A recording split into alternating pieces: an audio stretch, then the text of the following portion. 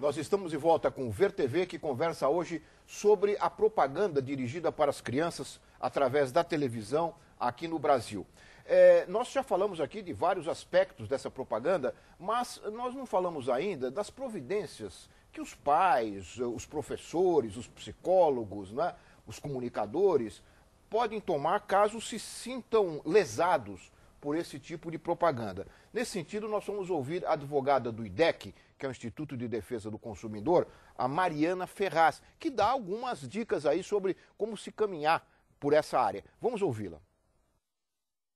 No caso da criança, a criança ela é um ser humano em formação que ela muitas vezes não distingue a mensagem publicitária da mensagem da realidade.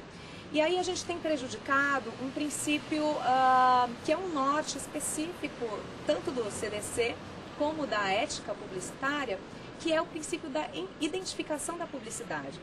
Então, aquela publicidade que se aproveita desse déficit de conhecimento da criança, por exemplo, ela é uma publicidade que a gente chama de abusiva.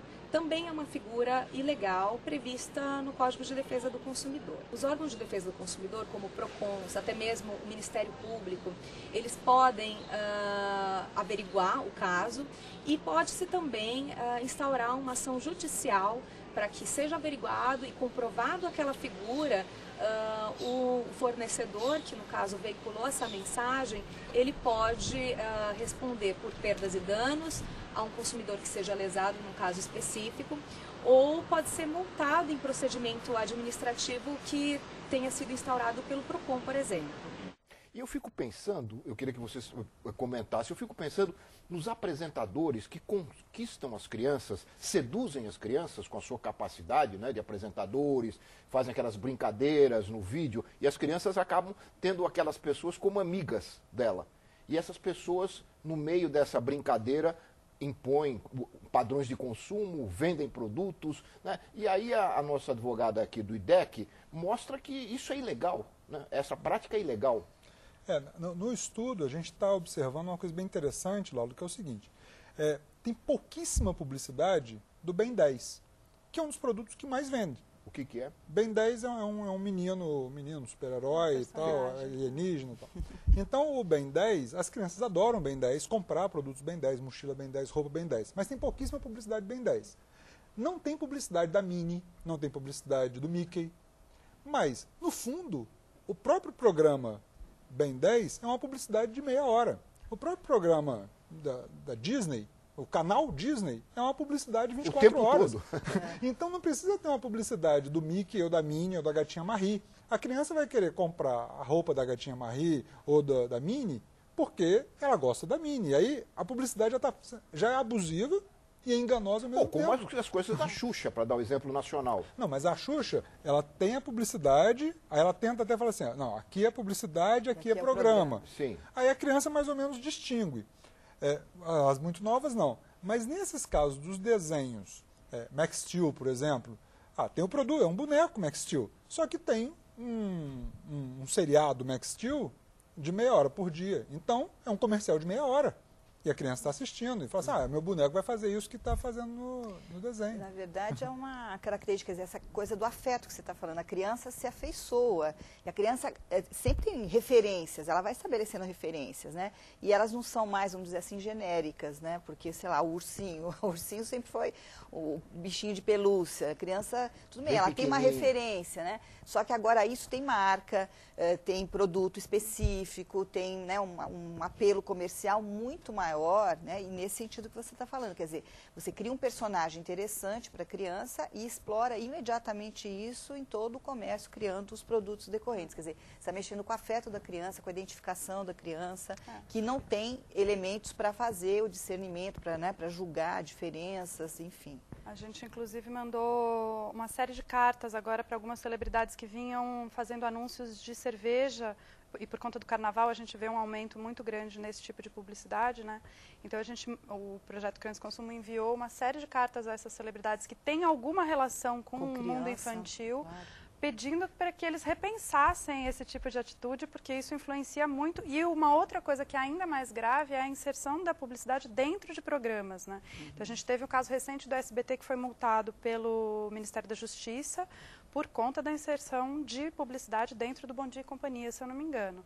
Então, o que ainda do Patati Patatá também.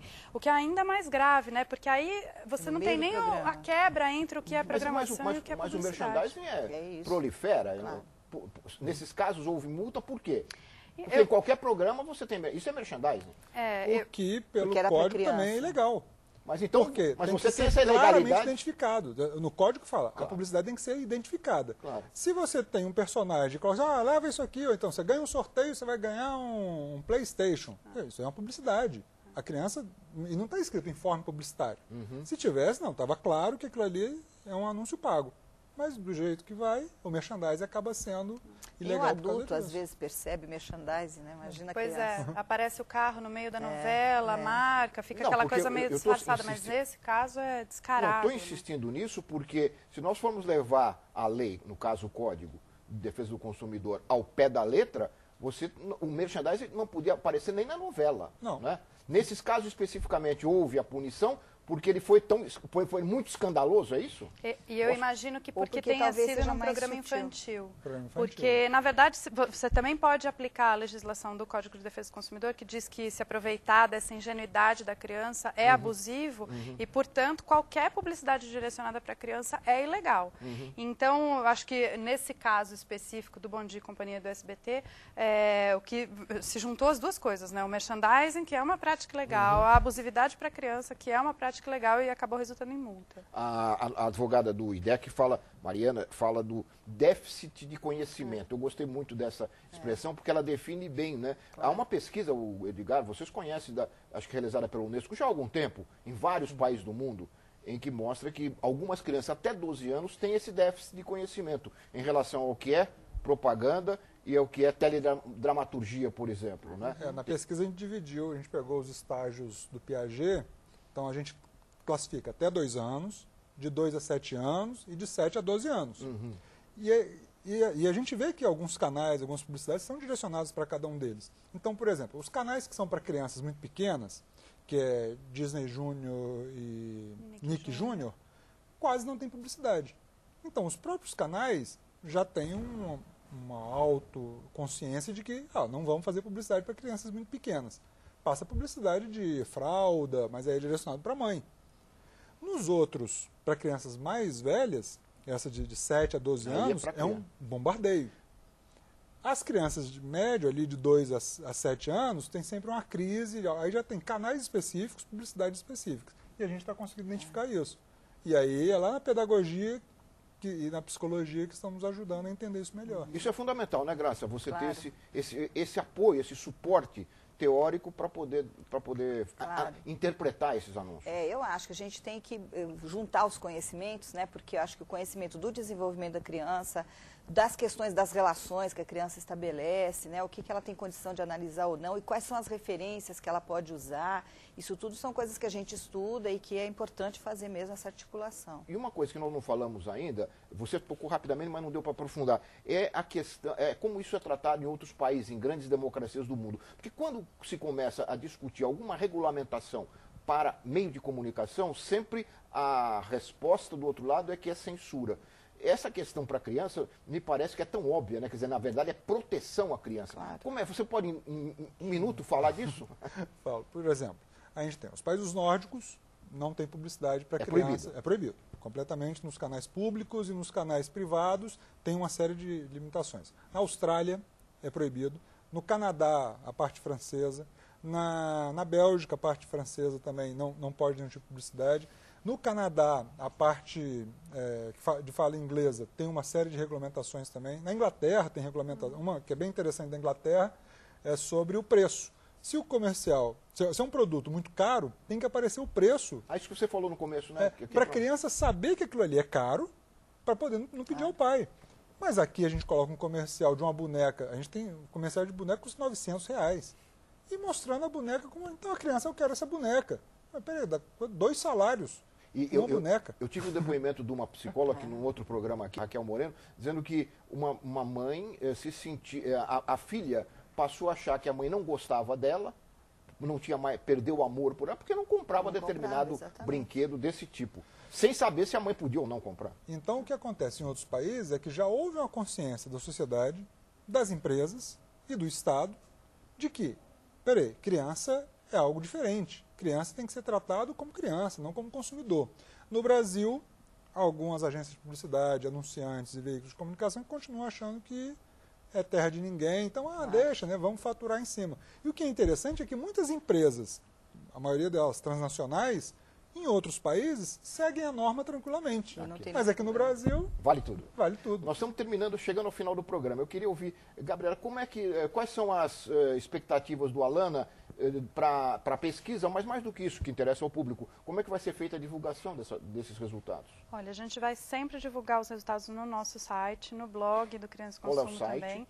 É www.criancaeconsumo.org.br, criança sem cedilha. Criança e consumo, tudo junto. Tudo junto.org.br, ou no blog, que é o www.consumismoinfancia.com.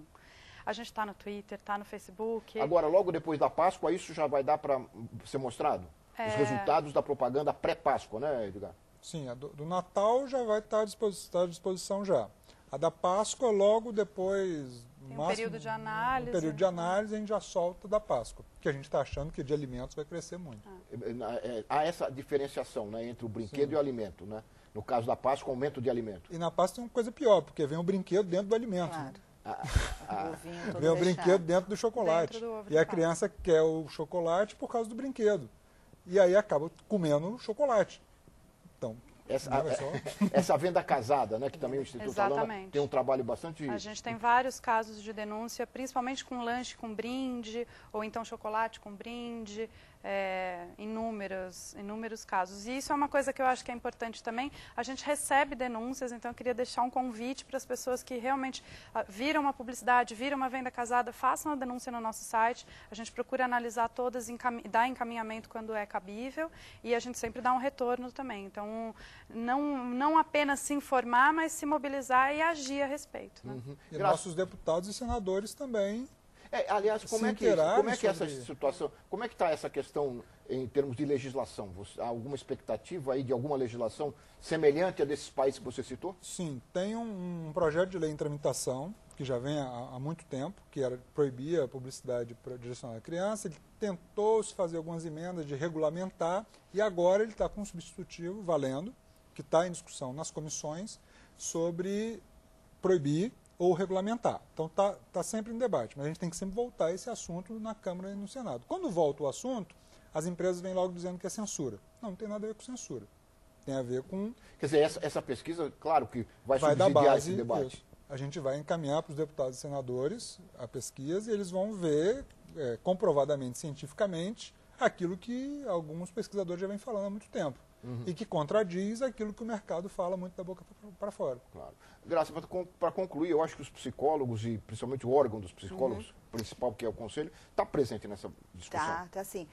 Inclusive, eu ia dizer, né, a gente tem participado, o Conselho Federal de Psicologia, os conselhos regionais, tem grupos discutindo essa questão de mídia e subjetividade, já foram realizados vários eventos, e tem material disponível no site do Conselho Federal. Tem vídeos disponíveis sobre isso. Pode dar o site também para www.cfp, Conselho Federal de Psicologia.org.br. Tem resultado de pesquisas? Tem resultado, tem texto, tem publicação de debates que foram realizados, tem vídeos fazendo essa discussão, tem bastante material para quem quiser também conhecer melhor o assunto. Muito bem, muito obrigado, Graça, muito obrigado, Edgar, muito obrigado, Gabriela. Eu que agradeço. Por terem aceito aqui o nosso convite. Eu espero que a gente tenha esclarecido um pouquinho o telespectador sobre essa questão que diz respeito à vida diária, né, de inúmeras famílias por esse país afora. Mais uma vez, muito obrigado a você também que nos acompanhou em mais um Ver TV. Eu lembro que todos podem participar do programa enviando sugestões, críticas e comentários para o nosso endereço eletrônico vertv@tvbrasil.org.br ou nos acompanhando pelo Twitter, @programa VerTV. Lembro também aos professores que gostam muito de utilizar esse programa em sala de aula, que ele pode ser baixado e copiado através da internet no site da TV Câmara. Muito obrigado, até a semana que vem com mais um VerTV, um programa para quem gosta de televisão. Até lá.